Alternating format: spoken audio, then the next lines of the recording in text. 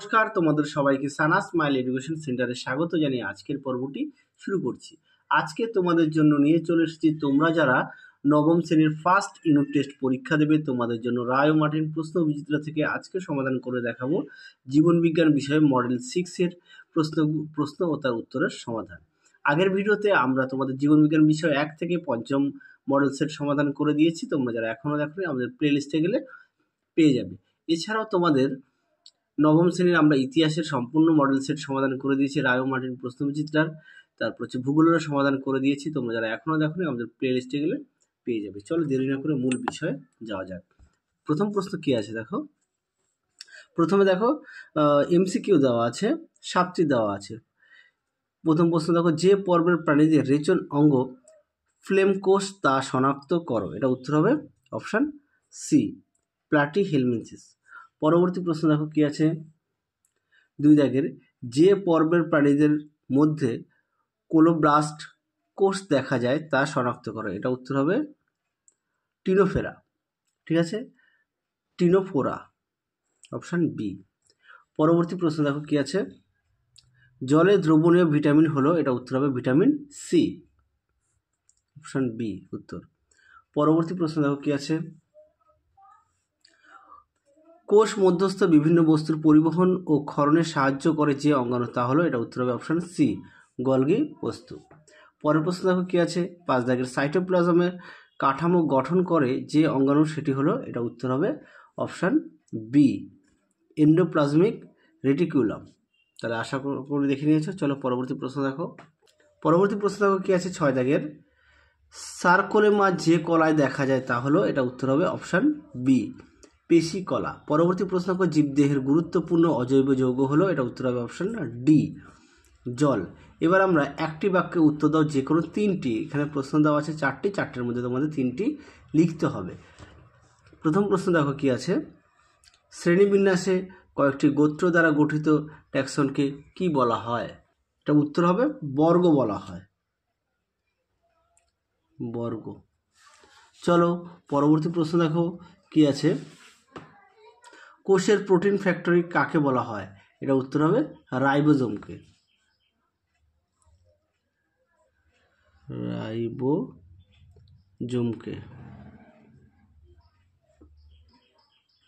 চলো পরবর্তী প্রশ্ন দেখো কি আছে, 3 দাগের কি বলেছে, নিচে 4টি বিষয়ের মধ্যে তিনটি একটি বিষয়ের অন্তর্গত, সেই বিষয়টি খুঁজে বের করে লেখো।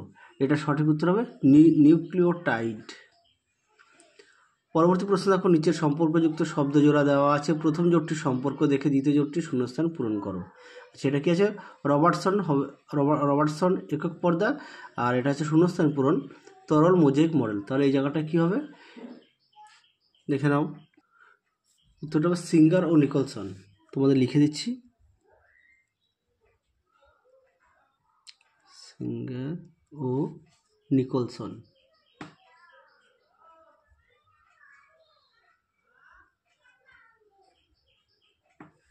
আশা করি দেখে নিয়েছ। পরবর্তী প্রশ্ন কি আছে, শূন্যস্থান পূরণ আমরা দেখবো এবার।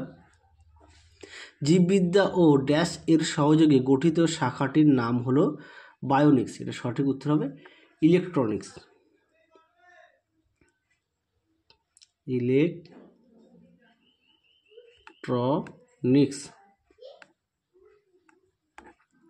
চলো পরবর্তী প্রশ্ন কি আছে, অ্যামাইনো অ্যাসিড ড্যাশ বন্ধনী দ্বারা যুক্ত হয়ে প্রোটিন অণু গঠন করে। এটা উত্তর হবে পেপটাইড,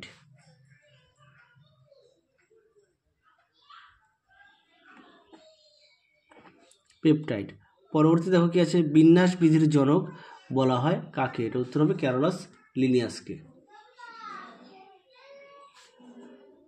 উত্তরটা দেখো লিখে দিয়েছি, ক্যারোলাস লিনিয়াসকে। পরেরটা দেখো, পিত্তরস খরিত হয় ড্যাশ থেকে। এটা উত্তর হবে যকৃৎ। এটা উপরে লিখে দিই। চলো পরবর্তী দেখো, ঠিক ভুল আছে সেগুলো আমরা সমাধান করব। প্রথম প্রশ্ন কি আছে, আরএনএতে নাইট্রোজেন ঘটিত বেস হিসেবে অ্যাডেনিন, গুয়ানিন, সাইটোসিন ও থাইমিন থাকে। এটা সম্পূর্ণ ভুল। এটা উত্তর হবে ইউরাসিল থাকে, থাইমিন থাকে না। হ্যাঁ, থাইমিনটা থাকে না, এটা থাকে না, থাকবে যে ইউরাসিল। ইউরাসিল। চলো পরবর্তী প্রশ্ন দেখো, তাহলে এটা কি থাইমিন থাকে না, থাকবে কি ইউরাসিল। পরবর্তী প্রশ্ন দেখো কি আছে, অ্যানিলিডা পর্বের প্রাণীদের দেহ অনেকগুলো আংটির মতো খণ্ডকে বিভক্ত, এটা সম্পূর্ণ সঠিক। পরবর্তী দেখো কি আছে, এ স্তম্ভের সঙ্গে বি স্তম্ভ মেলাও। প্রথমটা কি আছে, কোয়াসার্বেট, কোয়াসার্বেটটা হবে ওপারিন, তার মানে সি হবে। পরবর্তীটা কি হবে, দুইয়ের টিনোফোরা, টিনোফোরাটা হবে কোমোপ্লেট, ডি হবে। পরেরটা দেখো কি আছে, নিমাটোডা, এটা হবে ছদ্মশিলম, তার মানে এ হবে। পরবর্তী দেখো 4 দেখ ফুলের বর্ণ, ফুলের বর্ণটা তাহলে কী হবে, ক্রোমোপ্লাস্টিড, তার মানে বি হবে। আশা করি দেখে নিয়েছ। চলো এবার আমরা 2 নম্বরের প্রশ্নের উত্তরগুলো দেখাবো।